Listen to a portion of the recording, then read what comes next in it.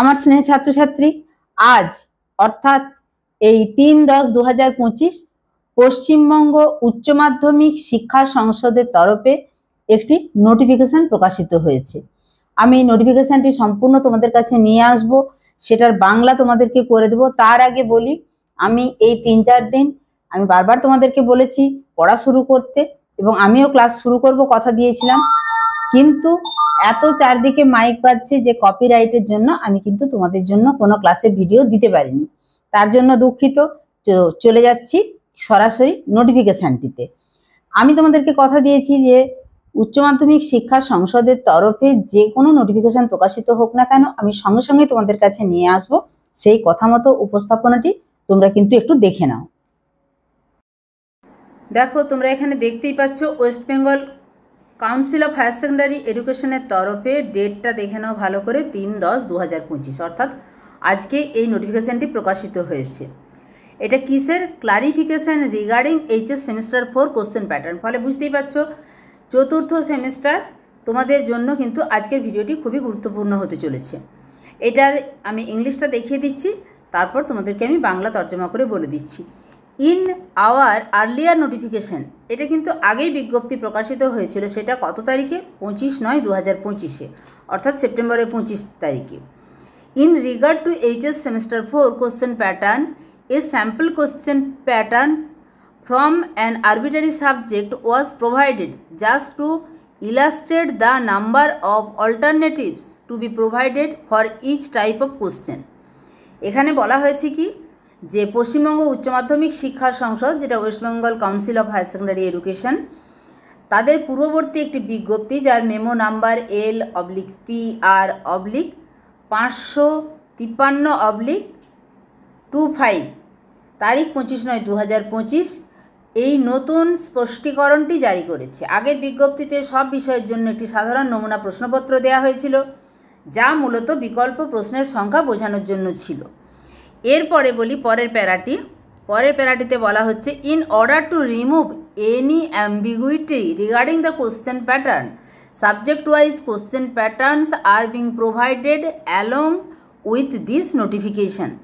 অর্থাৎ কোনো রকম বিভ্রান্তি বা দৈর্থক মানে বোঝাবে এরকম, এক কথায় কোনো রকম বিভ্রান্তি যাতে না আসে তার জন্যই এই নতুন বিজ্ঞপ্তির সাথে প্রতিটি বিষয়ের জন্য আলাদা আলাদা প্রশ্নপত্রের কাঠামো, অর্থাৎ সাবজেক্ট ওয়াইজ কোশ্চেন প্যাটার্ন সংযুক্ত করা হয়েছে।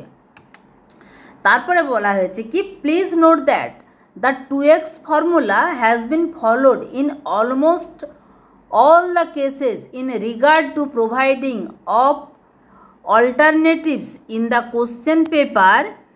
এখানে খুব মাইনরলি দেখো, where x is the number of questions to be attempted from a certain unit or topic. এই যে 2x ফর্মুলা, তার সবচেয়ে গুরুত্বপূর্ণ বিষয়টি কি না, প্রশ্নপত্রে বিকল্প দেওয়ার ক্ষেত্রে প্রায় সমস্ত বিষয়ে 2x ফর্মুলা অনুসরণ করা হয়েছে। ফর্মুলাটি কি? ফর্মুলাটি হচ্ছে, এখানে এক্স মানে একটি নির্দিষ্ট ইউনিট বা টপিক থেকে যতগুলি প্রশ্নের উত্তর একজন ছাত্রকে দিতে হবে। তোমরা পুরো নোটিফিকেশানটা একটু দেখে নাও। অ্যাকচুয়ালি ব্যাপারটা দাঁড়াচ্ছে কি, এই এক্সটা হচ্ছে একজন ছাত্র যতটি কোশ্চেনের উত্তর দেবে প্রতিটি ইউনিট বা টপিক থেকে। প্রশ্নপত্রে সেই ইউনিট বা টপিক থেকে মোট 2x অর্থাৎ দ্বিগুণ সংখ্যক প্রশ্ন দেওয়া থাকবে।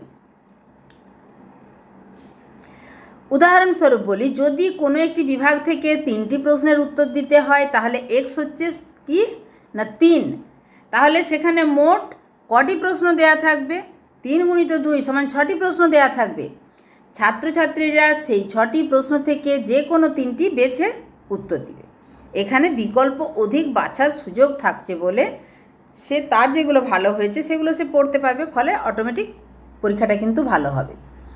এছাড়াও জানানো হয়েছে যে ব্যতিক্রমী কিছু ক্ষেত্র ছাড়া বিকল্প প্রশ্নগুলি একই টপিক বা ইউনিট থেকেই দেওয়া হবে। এইটা একদম মার্ক করো, একটা প্রশ্নের অথবা বা বিকল্প সেটা অন্য চ্যাপ্টার থেকে নিয়ে এসে দেওয়া হবে না।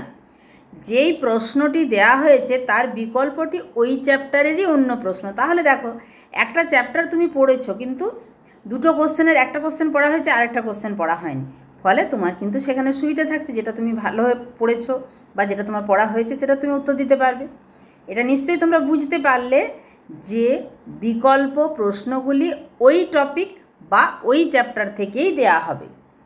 এর ফলে ছাত্রছাত্রীদের প্রস্তুতি নিতে সুবিধা হবে। তাহলে দেখতেই পাচ্ছ, এখানে তোমাদেরকে একটুখানি দেখিয়ে নিই।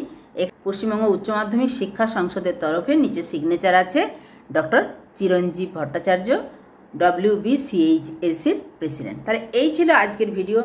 তোমরা বুঝতেই পারছো তোমাদের থার্ড সেমিস্টারে নানান অসুবিধা হয়েছে, সেই অসুবিধার কথা মাথায় রেখে কিন্তু এক এক করে একদম তোমাদের 22 তারিখে পরীক্ষা শেষ হয়েছে।